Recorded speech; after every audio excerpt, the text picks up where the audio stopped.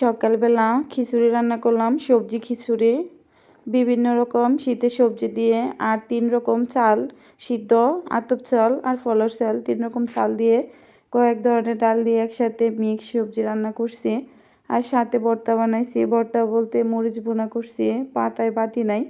আর সাথে ছিল দেশি মুরগির কয়েক টুকরো, এগুলো গতকালকে রান্না করছিলাম, গতকালকের ছিল। তো আজকে আমার ননদরা আইছে বাড়িতে। আগামীকালকে আমাদের মসজিদে মাহফিল আছে, তো তার জন্য ওরা আসছে। আর আমার মেজো ননদ এখনও আসে নাই।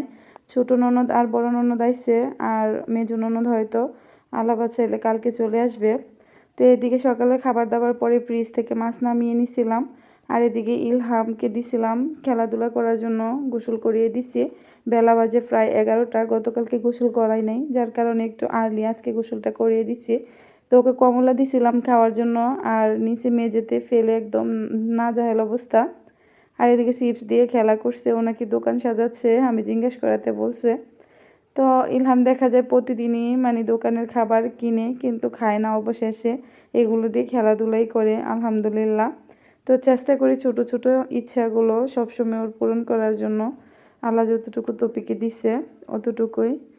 তো এদিক দিয়ে ইলহামকে আমি বসিয়ে আমি রান্নার জন্য সব কিছু গুছিয়ে নিছি। আর এগুলো হচ্ছে আমাদের পুকুরে ধরা ইলহামের দাদুর, মানে ইলহামের দাদার বাড়ির। আর নিচে আজকে আলু দিয়ে রান্না করব শোল মাছ, সাথে ছিল জাগর মাছ, কই মাছ আর টাকি মাছও ছিল। যদিও টাকি মাছগুলো রান্না করব না, বাজি করে রেখে দেব। আর আমার ছোটো যা আজকে ওই করে রান্না করতেছে, কিন্তু ইলহামের বাবা আজকে কয়েকদিন আলু রান্না করা হচ্ছে না, তার জন্য ইলহামের বাবা বললো আলু রান্না করার জন্য। তো তা ইলহামের বাবার জন্যই মূলত রান্নাটা করে নিচ্ছি।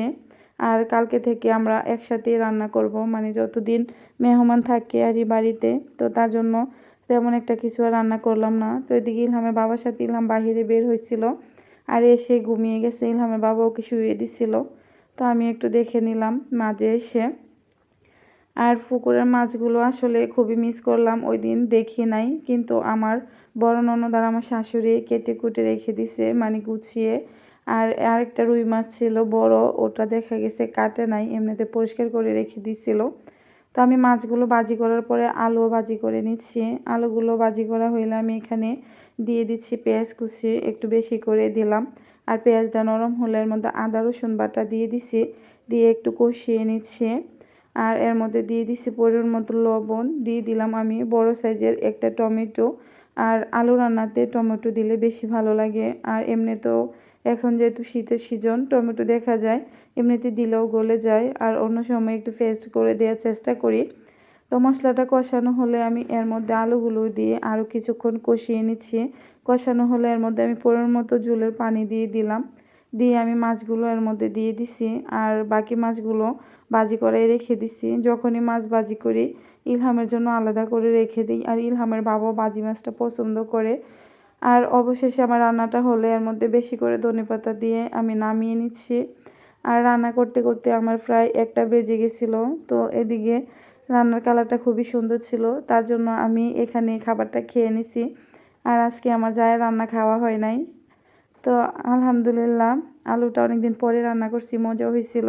আর এটা ছিল মানে সন্ধ্যাবেলা, তো বাচ্চা কাচ্চারা খেলা করছিল। এরা হচ্ছে আমার 2 ননদের ছেলে মেয়ে আর আমার ছেলে, সবাই বসে দুষ্টামি করছে। আর এটা হচ্ছে আমার দেবরের ঘরে, লাইটিংটা একটু কম ছিল, কারেন্ট চলে গেছিলো, যার কারণে একটু অন্ধকার অন্ধকার দেখাচ্ছে। তো আসলে বাচ্চা কাচ্চারা একসাথে হলে ঘরে আনন্দের কোনো শেষ নাই। ঘরে তখন হইচই খেলাধুলা সব কিছুতে মেতে ওঠে, আর সাথে তো কান্নাকাটি আছেই। তো আমার শাশুড়ি বেশি করে আমাদের জন্য মুড়ি মাখাচ্ছিল। আজকে মুড়িগুলো আম্মাই মাখাইছিল, তো ওই মুড়িগুলো অনেক মজা ছিল, কিন্তু গাজরের পরিমাণটা একটু বেশি দিয়ে দিছিল। আর 1 গামলা মুড়ি মাখাইছে, আর আমরা এতগুলো মানুষ ছিলাম, দেখা গেছে মুহূর্তের মধ্যে শেষ হয়ে গেছে। আর এখানে আমাদের সাইফা মনি, আমাদের কলিজারা মাশাল্লাহ, ও খেলা করছে মুড়ি দিয়ে, যদিও খায় নাই, ও এর সাথে দুষ্টামি করছে। আর ইলহাম তো আছেই পাশে। আর এ ছিল আজকে দিনের ভিডিওটা। যদি ভিডিওটা ভালো লেগে থাকে একটা লাইক, কমেন্ট, একটা শেয়ার দিয়ে দিবেন। আর যারা ইউটিউব থেকে দেখেন দয়া করে একটা সাবস্ক্রাইব করে দিবেন। আর আমার পাশে থাকার জন্য আপনাদেরকে অসংখ্য ধন্যবাদ। আর এদিকে ইলহাম তো আছে পাশে, আর সাইফা মনি টিকটক বানাচ্ছে, মানে ওর ছোটো মামানের কাছে দেখছে টিকটক বানাইছে, তো ওটাও ট্রাই করতেছে। আর আজকে তো আমরা সবাই খুশি, বিশেষ করে সাইপামণি খুবই আনন্দ করতেছে। আলহামদুলিল্লাহ, সবাই ভালো থাকবেন, আমাদের জন্য, পরিবারের জন্য সবাই দোয়া করবেন। আল্লাহ হাফেজ।